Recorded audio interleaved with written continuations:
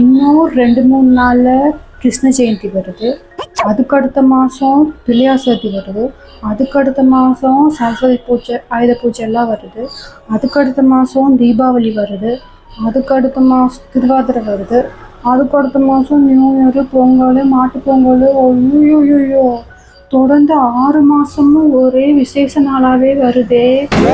இதெல்லாம் வர்றது பிரச்சனை இல்லை. இதுக்கெல்லாம் கூட்டி பெருக்கி கழுவி தொடச்சி சாமி கும்பிட்டு அதை செஞ்சு இதை செஞ்சு ஒரு வழி ஆயிரணும் போலையே.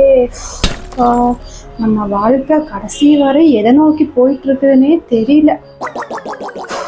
அப்பனே முருகா, என்னைய நீதான்ப்பா பார்த்துக்கணும். எந்த பங்கமும் பாதிப்பும் இல்லாமல் பார்த்துக்கப்பா முருகா.